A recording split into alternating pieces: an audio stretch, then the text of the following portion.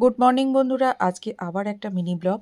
তো সকাল সকাল ঘুম থেকে উঠে আমার যা কাজ, ছেলে স্কুলে চলে গেছে আর আমি চলে এসেছি হাঁটতে। হাঁটা অনেকটাই হয়ে গেছে, এখন ফিরবো। তো এই মন্দিরটায় এসে একটু দাঁড়িয়ে নমস্কার করি, তারপরে আবার ব্যাক করি।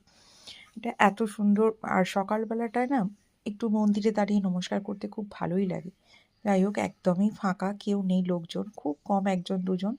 আর এনাদের দেখুন, এনারা দুটো বিস্কুট খাওয়ার জন্য এদিক ওদিক ঘুরে বেড়াচ্ছেন। প্রচুর মানুষ আসেন, চায়ের দোকানে চা খায় আর তাদের বিস্কুটও দেয়।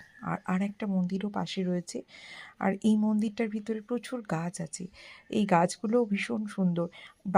এর একজনের বাড়ি সম্ভবত, কিন্তু বাড়িতে কেউ, বাড়িটা এখন আর নেই, ওটা পুরোটাই মন্দির। আর পাশে এই বাড়িটাকে দেখলে না রীতিমতো ভয় লেগে যায়, কোনো মেনটেনেন্স নেই। আর অলরেডি একটা বড় অশ্বত্থ গাছ ওখানেই জন্মাচ্ছে। যাই হোক, সমস্ত কিছু করে এবার হাঁটতে হাঁটতে পাশেই একটা পার্ক মতন যেখানে প্রচুর কেশতী পাতা হয়। এই কেশতী পাতা কিন্তু অনেকে আবার ভৃঙ্গরাজ বলেও চেনেন। যাই হোক, আমরা তো ছোটোবেলায় কেশতী পাতা বলেই জানতাম। মা ঠাকুমারা ছোটোবেলায় প্রচুর মাথায় এই পাতার রস মাখিয়েছে। তো আজকের ইচ্ছা আছে এই পাতা দিয়ে একটা হেয়ার রেমেডি করব। আমি তো যেহেতু হেয়ার রিলেটেড রেমেডি বেশি করি, সেই জন্য বেশ খানিকটা পাতা তুলে নিলাম। আর এই পাতা চেনার একটাই উপায়, এই যে ছোটো ছোটো সাদা সাদা ফুল হয়ে আছে, পাতা কিন্তু ভীষণ খসখসে হয়।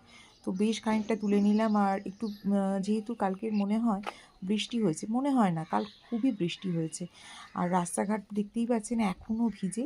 অনেকটা পরিমাণ পাতা তুলেছি, এবার হাঁটতে শুরু করলাম বাড়ি ফেরার পথে। আর রাস্তার এই ধারে এই যে তুলো গাছটা দেখছেন, একটাও পাতা নেই, শুধু ফল হয়ে রয়েছে, কিন্তু গাছটা অনেক উঁচু, কেউ তুলো পাবে না, ফেটে ফেটে উড়ে উড়ে চলে যাবে।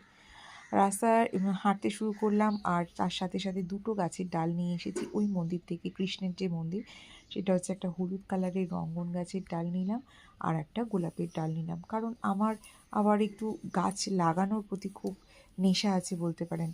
তো এই দুটো গাছের ডাল নিয়ে চারা তৈরি করব, সেই জন্য একটু জলে ভিজিয়ে রাখছি, ঘন্টাখানেক এখন জলে ভিজিয়ে। আর যে পরিমাণ কেশতী পাতা তুলে নিয়ে এসেছিলাম, সেগুলো খুব ভালো করে জল দিয়ে ধুয়ে নিয়েছি, কারণ এগুলো আনাচে কানাচে হয়তো, এগুলো রেমেডি করার আগে খুব ভালো করে ধুয়ে নিতে হয়।